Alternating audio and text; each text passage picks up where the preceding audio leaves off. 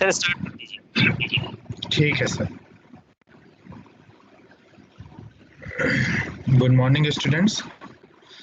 कोई बताएगा कल हम लोग कहाँ पे थे? कल हम लोगों ने क्या किया था? सरीन, रितु,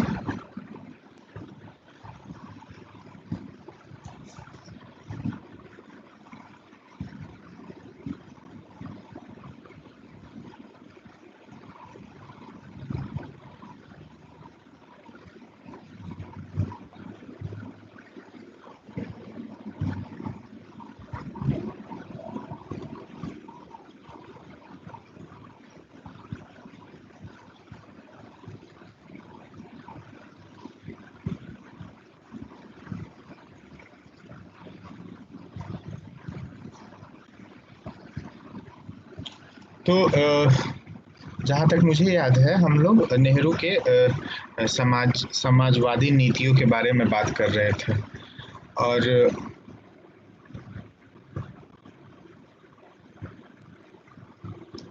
जैसा कि हम लोगों ने देखा कि नेहरू कैसे समाजवादी नीतियों को अपनाने लगे और कैसे वो चाहते थे कि भारत में समाजवाद आए और वो समाजवाद के पक्षधर थे और समाजवाद को सपोर्ट करते थे, सोशलिज्म को सपोर्ट करते थे।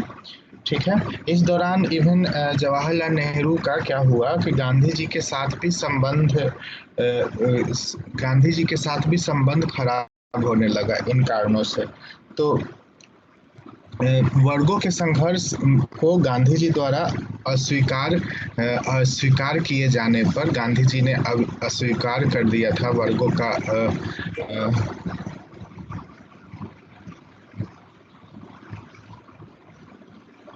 हाँ, ये तो वामपंथ ही चल रहा है।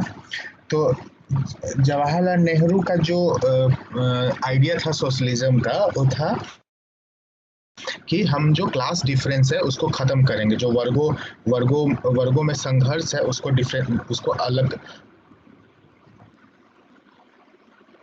दूर करेंगे। तो ये जो वर्ग में संघर्ष का जो नोशन था वो गांधी जी के द्वारा अस्वीकार किया गया। तो जब गांधी जी ने अस्वीकार किया इसे, तो नेहरू जी ने गांधी जी की भी आलोचना की और उन्होंने ये भी कहा कि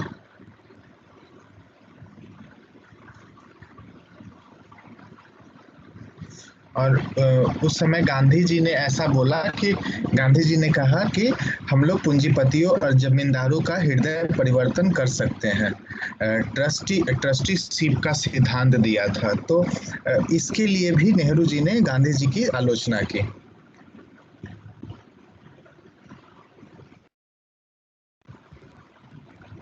वास्तव में जवाहरलाल नेहरू ने गांधीवादी विचारधारा के कुछ आधारभूत पक्षों का विनम्रता पूर्वक प्रतिवाद करने के लिए अपनी आत्मकथा में एक पूरा अध्याय लिखा है, एक पूरा चैप्टर लिखा है अपनी आत्मकथा में। गांधी जी की आत्मकथा का क्या नाम है?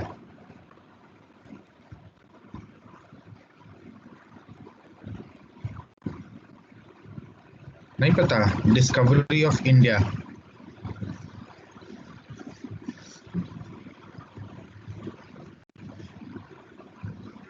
लेकिन साथ ही भारतीय समाज में गांधी जी ने जो महत्वपूर्ण भूमिका निभाई थी और निभा रहे थे, भूमिका गांधी जी निभा रहे थे भारतीय समाज में, वो भी इम्पोर्टेंट था और उसका बहुत भरपूर सराहना भी नेहरू जी करते हैं।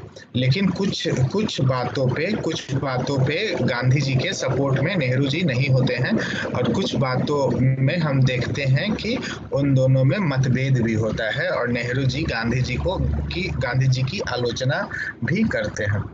तो अपने लेफ्टिस्ट साथियों के साथ, वामपंथी साथियों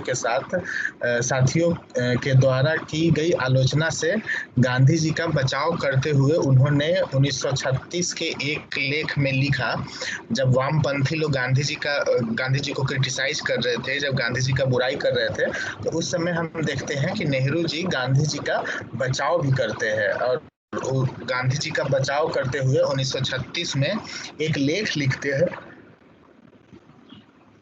1936 में एक लेख लिखते हैं जिसमें वो मेंशन करते हैं कि गांधी जी ने भारत में अत्यधिक महत्वपूर्ण क्रांतिकारी भूमिका निभाई है, क्योंकि वस्तुगत स्थितियों का सर्वोत्तम उपयोग करना उनको आता था। वे आम जनता के दिल तक पहुंच सकते थे। बहरहाल गांधी जी की शिक्षा और उनके कार्यों ने असंभव भावी रूप से आम जनता की चेतना को बहुत ऊपर उठाया और सामाजिक समस्याओं को केंद्रीय महत्व दिया, और जहां कहीं भी जरूरी हुआ उन्होंने निहित स्वार्थों की कीमत पर आम जनता की चेतना को ऊपर उठाने पर जोर दिया। इसके चलते राष्ट्रीय आंदोलन अत्यंत शक्तिशाली तरीके से जनोन्मुखी बना। मतलब नेहरू जी का कहना था कि गांधी जी के कारण ही हम जो देखते हैं इतना मास लेवल पे जो इंडियन नेशनल मूवमेंट फैला है, इतने लोग जो फॉलो करना शुरू किए हैं इंडियन नेशनल मूवमेंट को, ये गांधी जी के कारण ही हुआ है। क्योंकि गांधी जी का जो व्यक्तित्व है वो बहुत ही प्रभावशाली व्यक्तित्व है, और इस व्यक्तित्व से और गांधी जी के आइडिया से, विचारधारा से बहुत लोग इम्प्रेस होके नेशनलिज्म का जो मूवमेंट था वो ज्वाइन कर रहे थे। 1939 में फिर जवाहरलाल नेहरू ने दूसरे वामपंथियों से गांधी जी के प्रति अपनाए गए रुख पर सलाह देते हुए जो बात कही थी उसको मोहित सेन ने अत्यंत सुंदर ढंग से संक्षेप में प्रस्तुत किया है। नेहरू जी का विश्वास था कि कांग्रेस जनों को बहुसंख्यक आकारहीन मध्यमार्गी था। गांधी जी न सिर्फ इनका प्रतिनिधित्व करते थे बल्कि किसी भी व्यापक जन आंदोलन के लिए उनका होना आवश्यक था। उनसे वामपंथियों का कितना भी मतभेद क्यों न हो, उनको या मध्यमार्गियों को छोड़ा नहीं जा सकता था, बल्कि उनकी रणनीति मध्यमार्गियों को बाईं ओर खींचने की होनी चाहिए थी। और जहां तक गांधी जी का सवाल था, गांधी जी इसके लिए उपयुक्त थे। तो हम देखते हैं कि कुछ बातों पे नेहरू जी गांधी जी को क्रिटिसाइज करते हैं, लेकिन बहुत सारी बातों पे गांधी जी को सपोर्ट भी करते हैं। और जब भी हम देखते हैं कि गांधी जी का मतभेद होता है लेफ्ट पार्टी से या वामपंथियों से, तो उस कंडीशन में नेहरू जी गांधी जी का सपोर्ट करते हैं।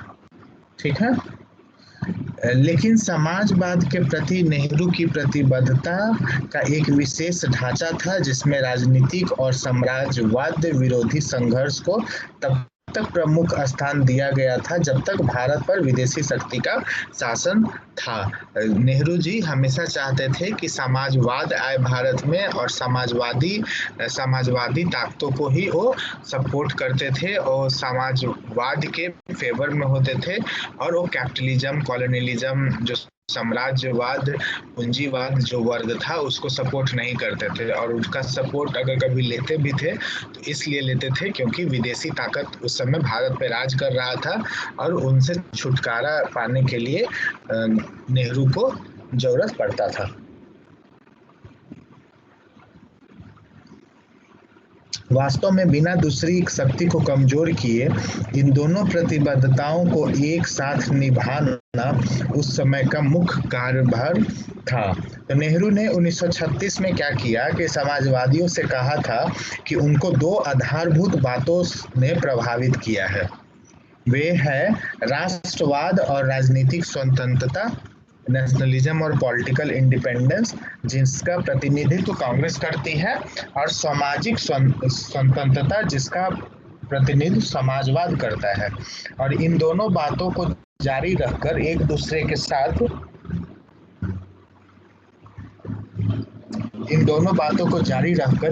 के साथ दूध पानी की तरह मिलना भारतीय समाजवादियों के सामने मुख्य समस्या है। नेहरू जी का कहना है कि उस समय भारत में दो जो डोमिनेंट आइडियोलॉजी था, एक कांग्रेस का आइडियोलॉजी और एक सोशलिस्ट लोगों का आइडियोलॉजी, समाजवादियों का आइडियोलॉजी। नेहरू जी बोलते हैं कि इसको अगर हम दूध पानी की तरह आपस में मिला दें कि पता नहीं चले कि इतने अच्छे से मिल जाए दोनों, लेकिन ये मुश्किल काम था और ये मुख्य समस्या थी, ऐसा हो पाना बहुत ही मुश्किल था। तो इसलिए हम देखते हैं कि नेहरू ने कोई ऐसा संगठन बनाने का प्रस्ताव नहीं माना जो कांग्रेस से अलग अथवा उससे स्वतंत्र हो, अथवा गांधी जी तथा दक्षिण पंथ कांग्रेसियों से जो नाता ही न रखे।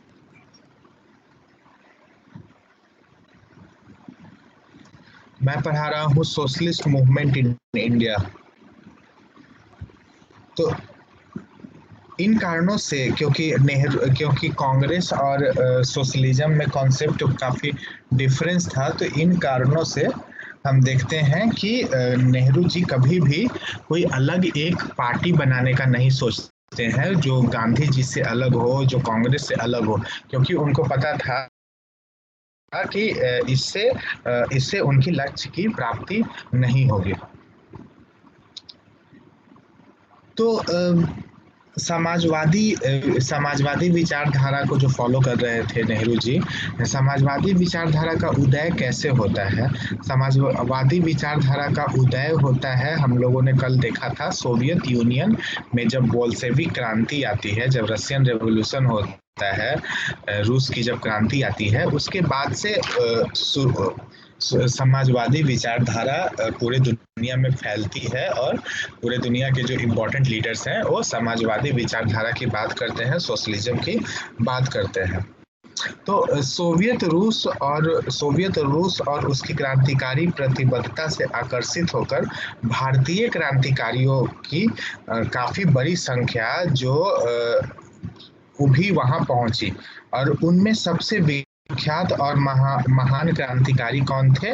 सबसे इम्पोर्टेंट जो क्रांतिकारी थे, जो लेफ्टिस्ट क्रांतिकारी थे, जो सोवियत यूनियन, जो रूस की क्रांति से बहुत ज्यादा इन्फ्लुएंस थे, उनमें नाम है एम.एन. रॉय। क्या नाम है? एम.एन. रॉय। इन्होंने क्या किया था कि इन्होंने लेनिन के साथ मिलकर उपनिवेशियों के प्रति कम्युनिस्ट इंटरनेशनल की नीति तैयार करने में मदद की, और एम.एन. रॉय के नेतृत्व में इसी प्रकार के 7 भारतीयों ने मिलकर अक्टूबर 1920 में ताशकंद कहाँ पे है पता है?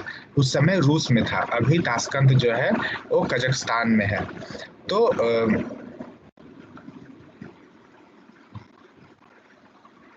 ताशकंद में देखते हैं कि भारतीय कम्युनिस्ट पार्टी की स्थापना की जाती है।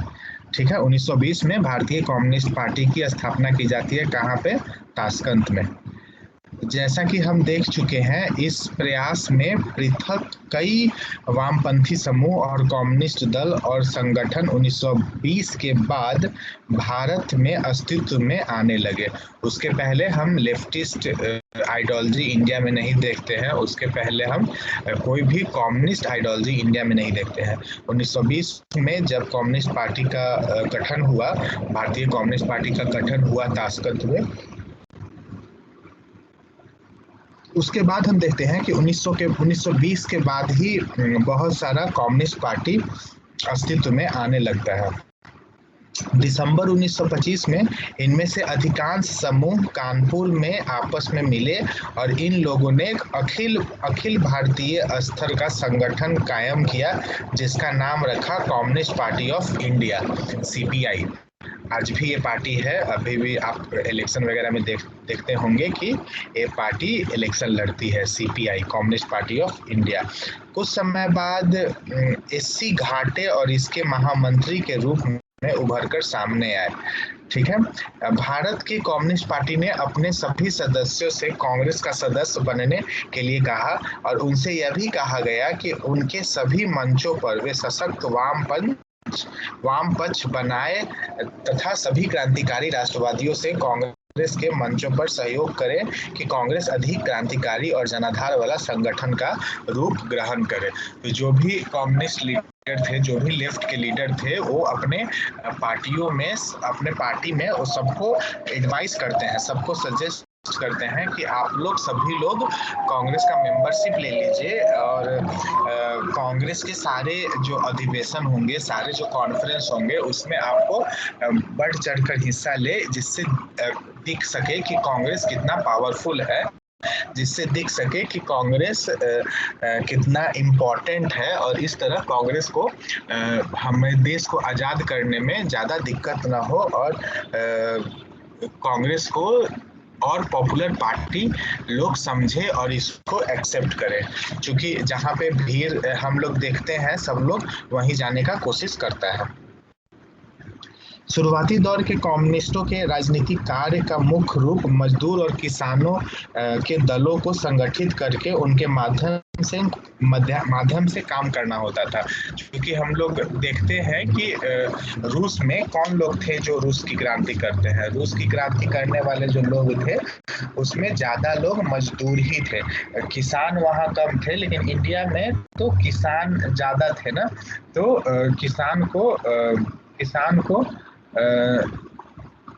किसान को छोड़ना नहीं चाहते थे यहाँ के कम्युनिस्ट पार्टी के लोग, क्योंकि उनको पता था कि सिर्फ मजदूर से नहीं होगा, किसान भी चाहिए, क्योंकि किसान का भी हालत मजदूर की तरह ही था।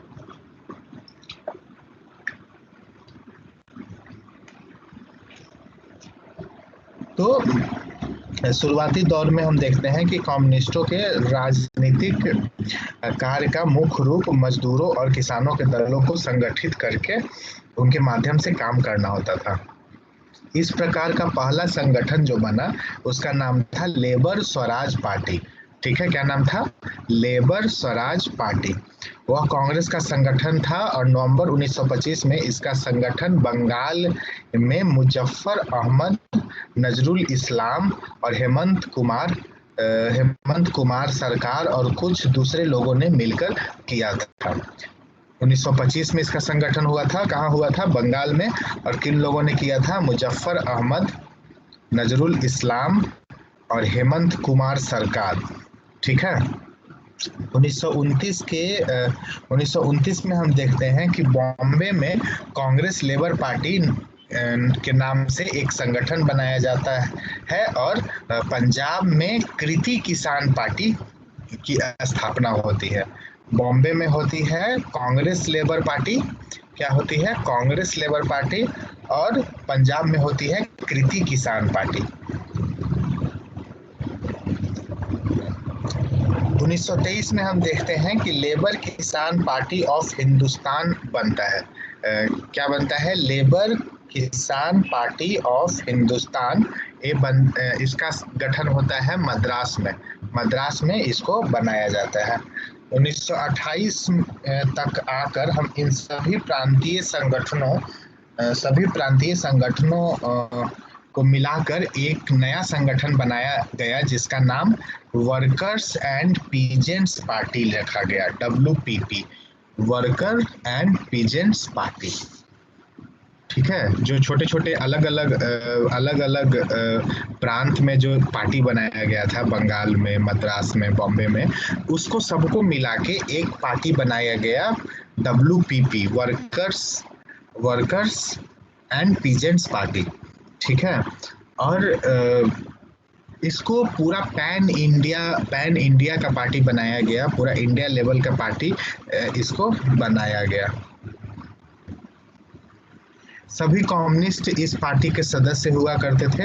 वर्कर्स एंड पीजेंट्स पार्टी का प्रमुख उद्देश्य था कांग्रेस के अंतर्गत ही काम करना। वे लोग कांग्रेस से बाहर जाने की नहीं सोच रहे थे और वे कांग्रेस के अंदर ही काम करना चाहते थे, जिससे इसको अधिक क्रांतिकारी रुझाव वाली पार्टी और आम जनता का संगठन बनाया जा सके। अगर उस समय अलग अलग पार्टी बनती, कांग्रेस होती, लेफ्ट की पार्टी होती, राइट की पार्टी होती, तो फिर लोग सीरियसली नहीं लेते कांग्रेस को, और लोग फिर क्या करते कि लाइटली लेने लगते कांग्रेस को। तो इसलिए हम देखते हैं कि जो दूसरे आइडियोलॉजी के भी जो पार्टी थी वे अपने आप को कांग्रेस में ही रखना चाहती थी और कांग्रेस में ही रखकर उसी के अंदर काम करना चाहती थी, क्योंकि उनको ऐसा लगता था कि अगर हम कांग्रेस के अंदर ही भीतर ही काम करेंगे तो हमें क्या होगा, हमें कांग्रेस और भी लोगों की आम पार्टी नजर आएगी और ज्यादा लोग उसमें और भी शामिल होंगे। आम जनता का संगठन वाली पार्टी हो जाएगी और लोग को लगेगा कि ये काफी क्रांतिकारी काम करती है और लोग इससे और जुड़ेंगे। वर्कर्स एंड पीजेंट्स पार्टी का विकास काफी तेजी से हुआ और कम समय में कांग्रेस के भीतर कम्युनिस्ट प्रभाव बढ़ने लगा। खास तौर से बम्बई में यह प्रभाव अधिक था। उसके बाद जवाहरलाल नेहरू तथा कुछ दूसरे क्रांतिकारी कांग्रेस जनों ने वर्कर्स एंड पीजेंट्स पार्टी द्वारा कांग्रेस के रुख को क्रांति की ओर उन्मुख करने का प्रयास करने तथा वामपंथ के प्रभाव को बढ़ाने का स्वागत किया। जवाहरलाल नेहरू के साथ सुभाष चंद्र बोस, नौजवानों के संगठनों तथा दूसरी वामपंथी शक्तियों ने और वर्कर्स एंड पीजेंट्स पार्टी ने कांग्रेस के भीतर एक सशक्त वामपंथ बनाने में और भारतीय राष्ट्रीय आंदोलन को वामपंथ में झुकाने में महत्वपूर्ण भूमिका निभाई। हम देखते हैं कि कांग्रेस के भीतर ही एक लेफ्ट ग्रुप डेवलप होने लगता है, एक वामपंथियों का ग्रुप डेवलप होने लगता है और वे लोग कांग्रेस के भीतर ही वामपंथियों की बात करते हैं, वामपंथियों की बात करते हैं।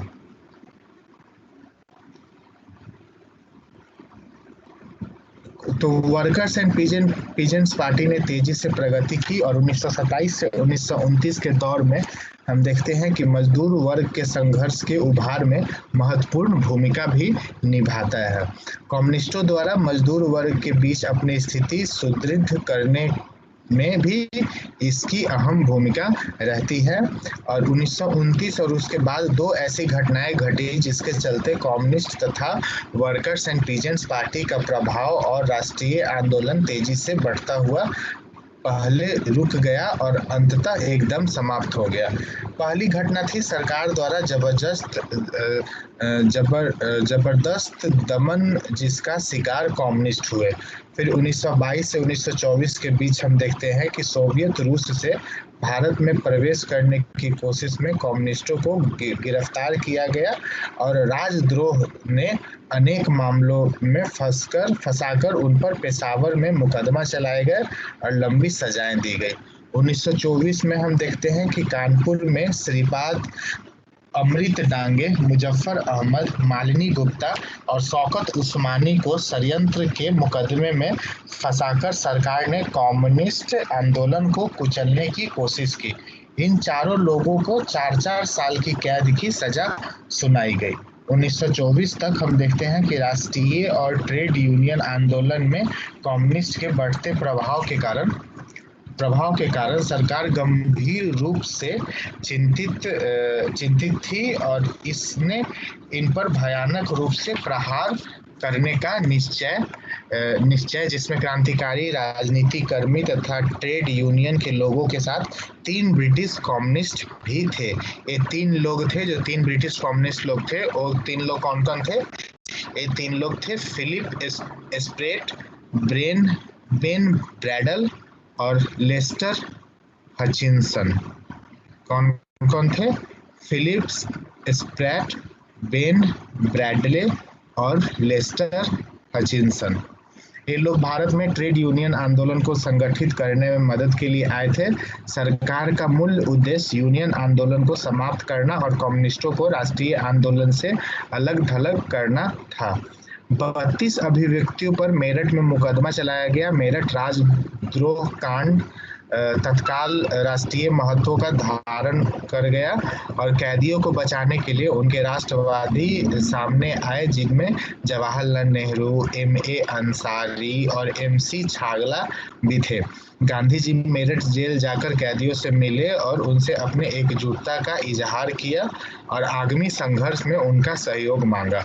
कैदियों ने अपने बचाव में कचहरी में जो बयान दिया, उनमें सभी राष्ट्रवादी समाचार पत्रों ने प्रमुखता से छापा और इस प्रकार हम देखते हैं कि साम्यवादी विचारों से देश के लाखों लोगों को पहली बार परिचित कराया गया। साम्यवादी विचारधारा क्या होता है? कम्युनिस्ट विचारधारा से देखते हैं कि सभी लोगों को पहली बार परिचित कराया जाता है और कम्युनिस्ट को राष्ट्रीय आंदोलन की मुख्य धारा से अलग थलग करने की सरकार की मंशा न केवल असफल रही, बल्कि इसके एकदम उल्टे परिणाम निकले। लेकिन एक अन्य मामले में सरकार को कामयाबी हासिल हुई और हम देखते हैं कि आगे बढ़ता हुआ मजदूरों का आंदोलन नेतृत्व विहीन हो गया। जो मजदूरों का आंदोलन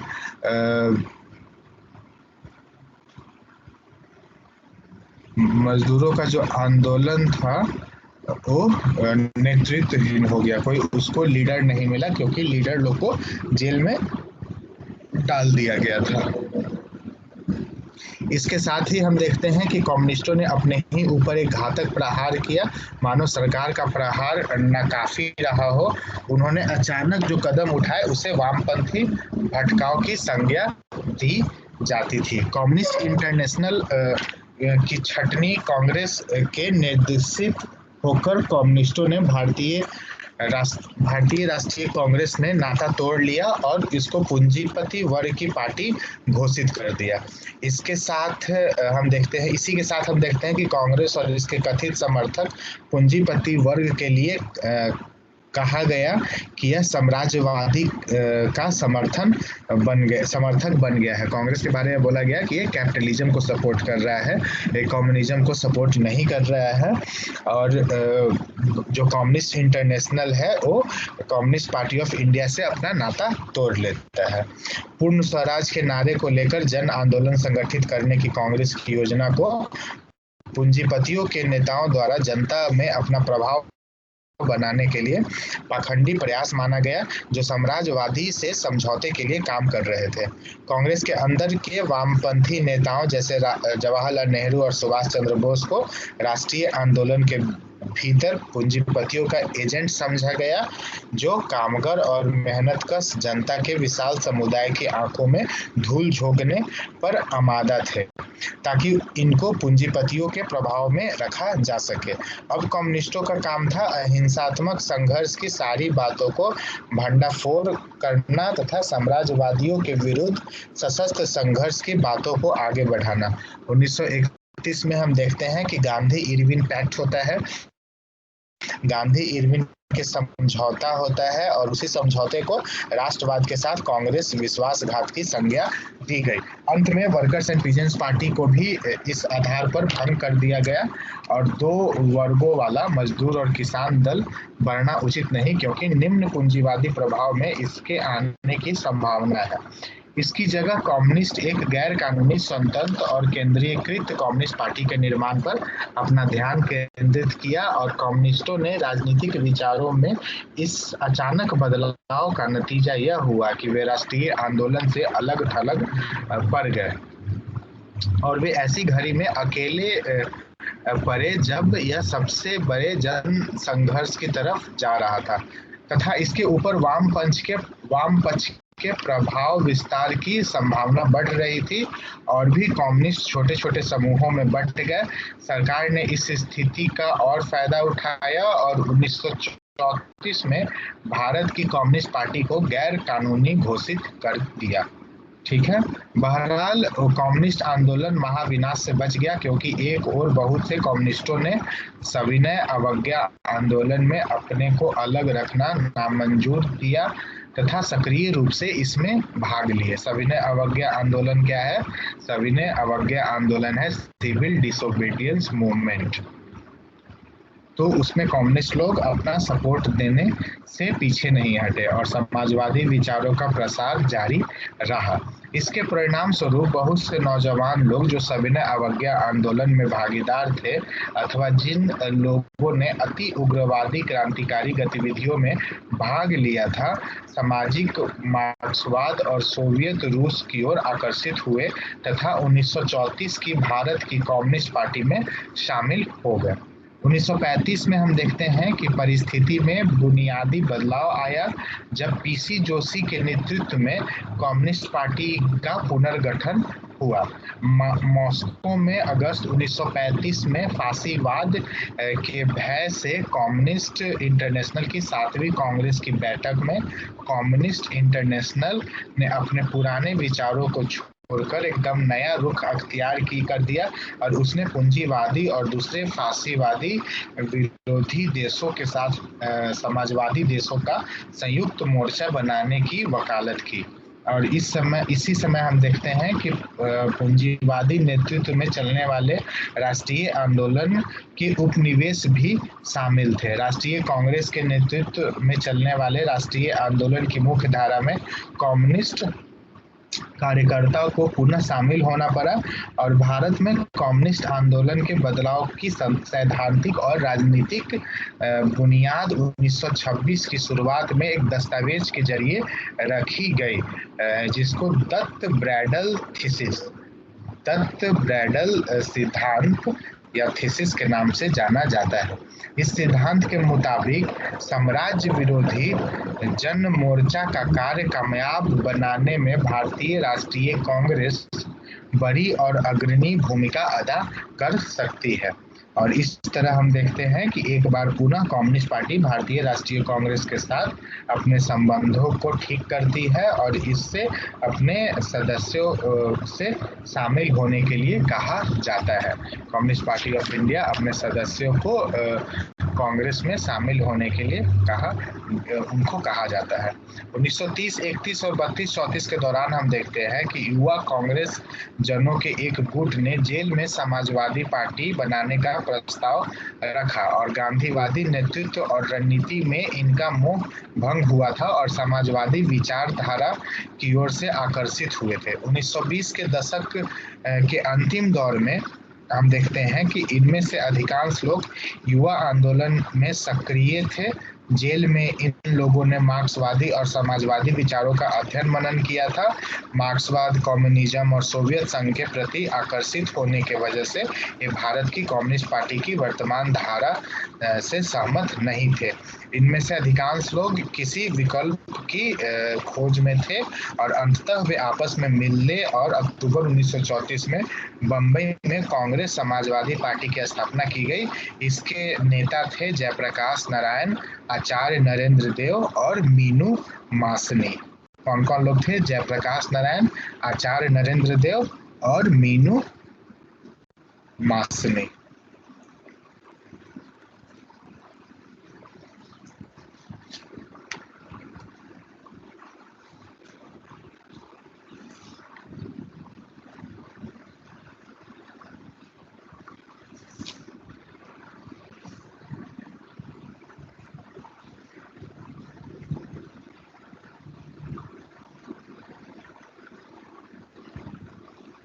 इस तरह हम देखते हैं कि वामपंथी जो कार्यकर्ता है वो बहुत ही साहसी, जुझारू और बलिदान देने वाले लोग थे और उन्होंने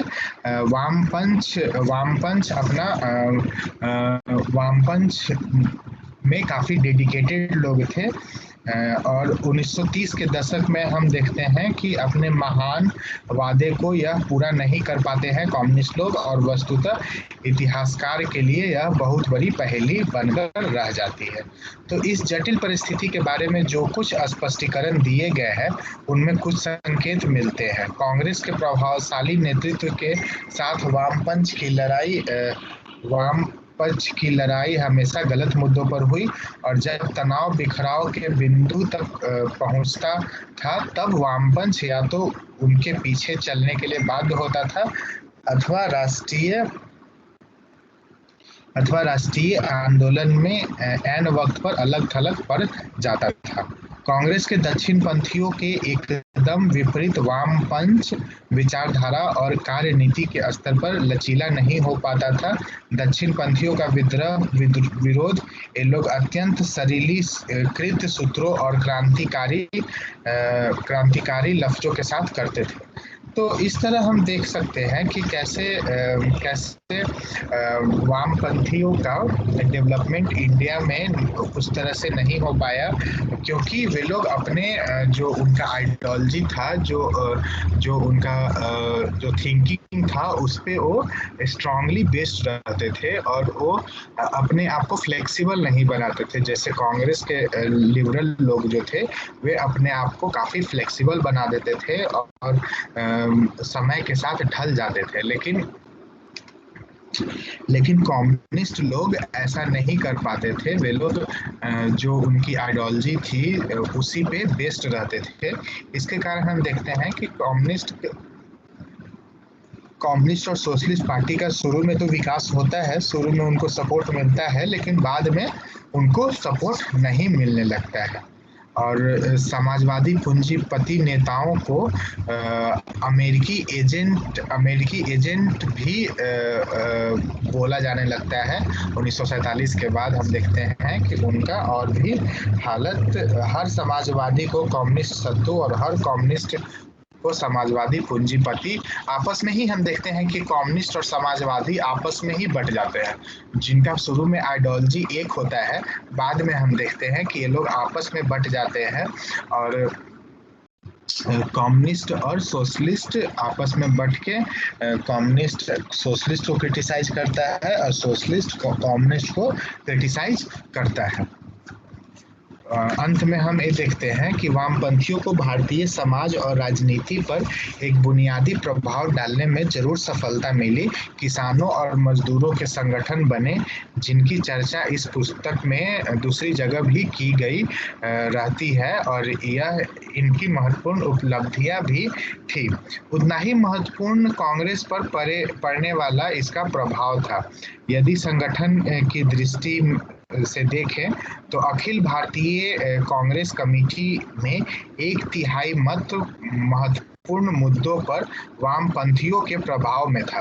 1936 से 1939 के बीच नेहरू तथा सुभाष चंद्र बोस कांग्रेस के अध्यक्ष चुने गए और नेहरू अपने कार्यकारिणी समिति के अंतर्गत 3 प्रमुख समाजवादियों जैसे आचार्य नरेंद्र देव, जयप्रकाश नारायण और अच्युत पटवर्धन को नामित करने में सफल रहे और 1939 में हम देखते हैं कि वामपंथियों के प्रत्याशी के रूप में सुभाष चंद्र बोस अध्यक्ष के चुनाव में पटाभी सीतारमैया को पराजित करने में सफल रहे।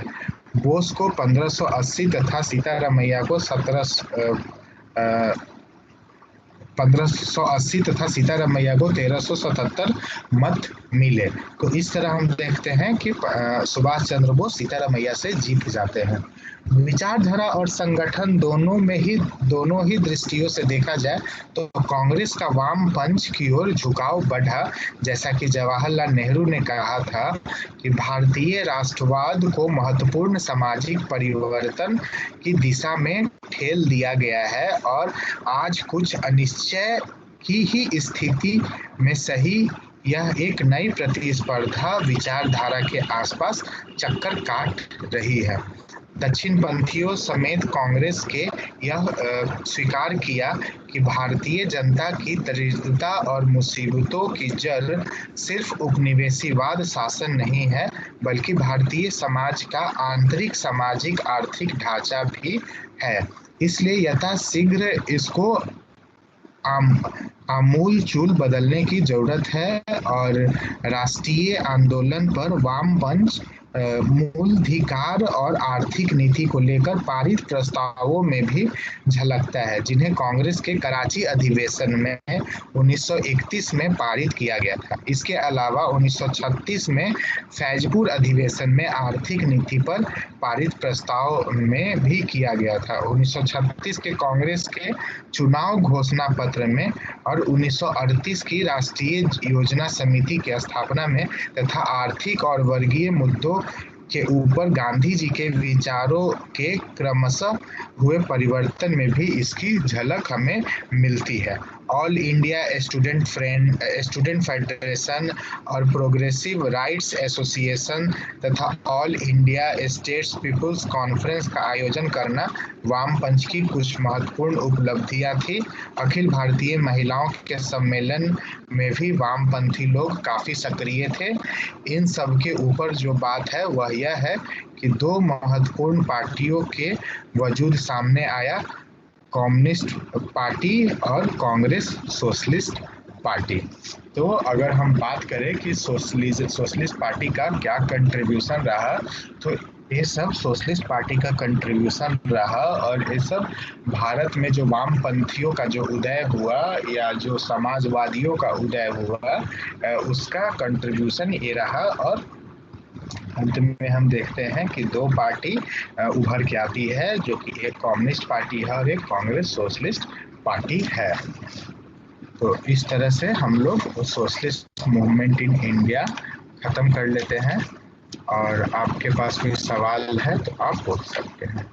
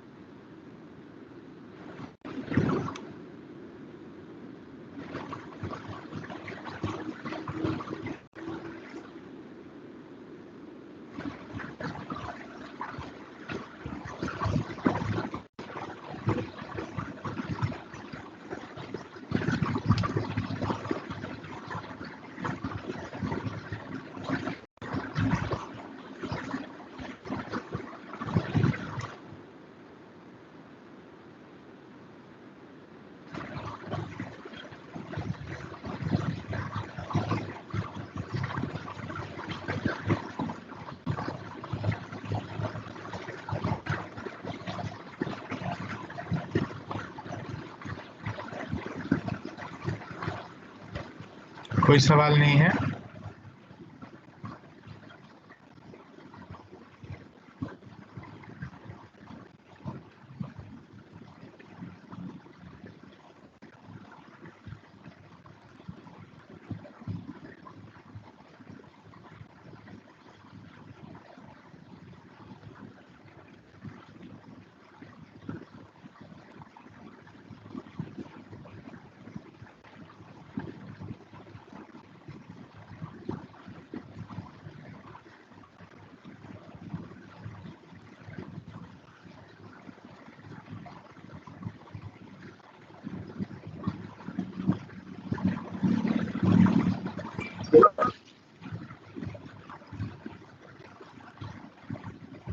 जब मेरे पास आ जाएगा बना लूंगा जब नोट्स तो।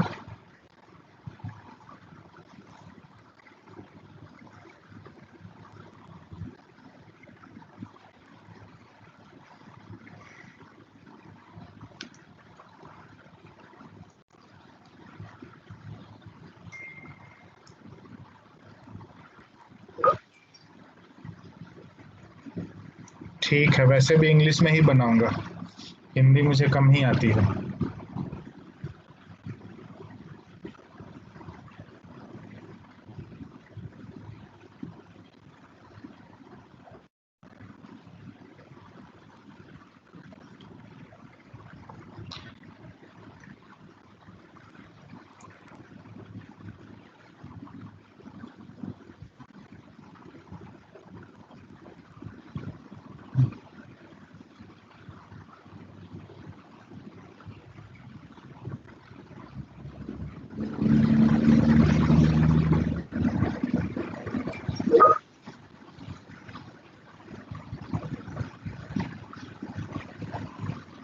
क्योंकि ये क्लास हिंदी में है ना सरीन, तो हिंदी बोलना होता है।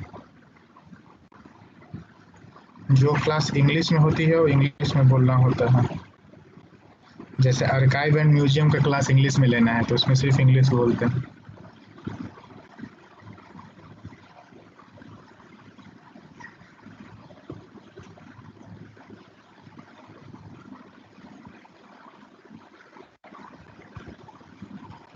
ठीक है, फिर हम लोग कल मिलेंगे। Thank you.